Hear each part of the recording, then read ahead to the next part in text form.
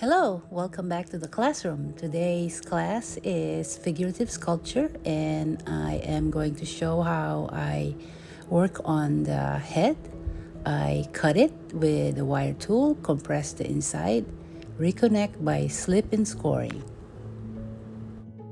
So I will be reconnecting the piece, and what's not shown in the video, I did put a tiny coil noodle around the head to make sure it's well connected. And thanks for watching. If you like this type of video, don't forget to click subscribe, thumbs up, like, comment, click that bell.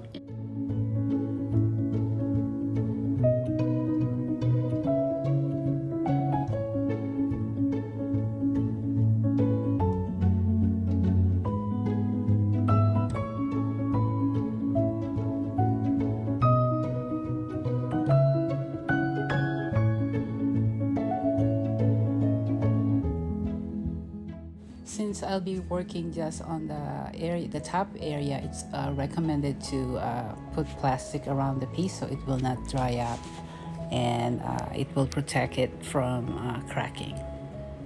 I'm creating two lines, the top line and the bottom line. The top line is the guide to the eyebrows and the top of the ear, and the bottom is the guide on the bottom of the nose and the bottom of the ear. So your figure will be equal and symmetrical. At this point, you really need to use small tools like what I'm using here, and you have to get used to whatever tool works for you. Eventually, you will have your own favorite tool to use, and the smaller your piece, the smaller the tool. The larger the piece, the larger the tools.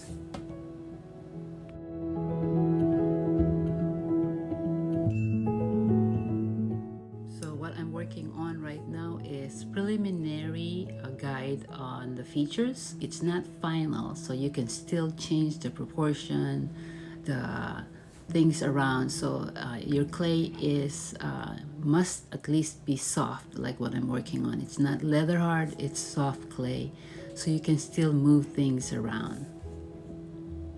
So bending wheel is the key to the proportion, so you can quickly move your piece from side to side, turn it around, and you can see the proportion, balance, and try not to get concentrating, try not to work on one side for a long time because it will be not symmetrical. So right now I'm getting the same clay from one area of the piece, the head, and then putting it on the lips. So that works because you are adding the same temperature of the clay. You're not getting it from the fresh bag, and it's the same type of clay, same temperature, and it's easy to manipulate. Sculpting tiny, obviously you need to be patient. You know, you need tiny tools. The features are tiny, so you cannot just rush it. Eventually you'll see me doing a fast forward, so that helps with the time for this video, but technically you have to do it slowly. See, this is an actual video of how I'm so gentle when I'm sculpting the nose, the back, the mouth. You know, you'll see me how I sculpt the mouth in fast forward, but you have to be patient when you're working on the piece. And this is not a proportion piece yet. You know, you'll say that, oh, it's not proportionate, but you can always change things around. Just keep your sculpture moist and workable, and you can always change things around proportion wise, texture, and you can add and deduct, as always with clay.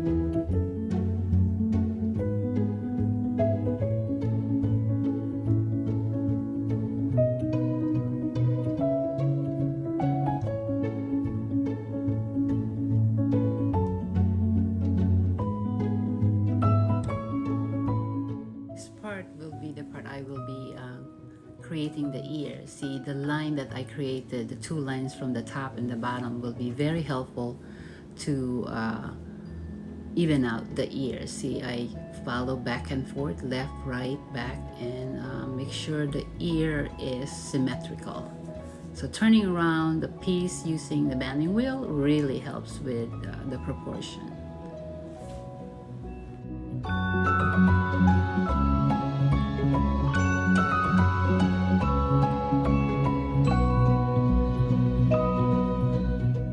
Here I added a little bit of the top of the head, and that's the deducting and subtracting part of sculpting.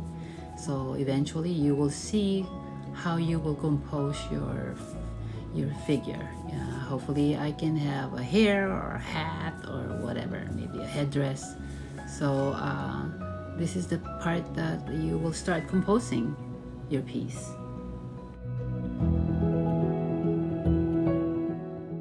And yes, you are seeing me using a rubber spoon for cooking, and every time I go to the store I see forms, and I know someday I will use this form for something. So at this time, this is perfect. This form is perfect for sculpting the rounded head, rounded neck, and kind of compressing, hitting the piece a little bit back and forth.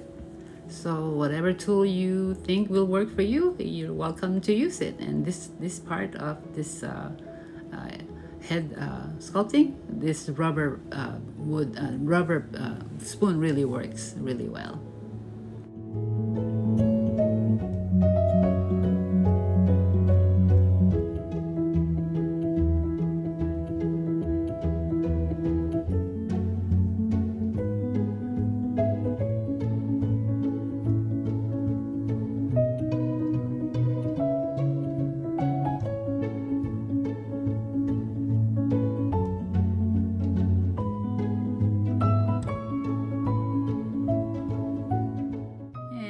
Thanks for watching. This video is ending, and stay tuned for the part 2. So again, don't forget to click subscribe, comment, share, and thumbs up.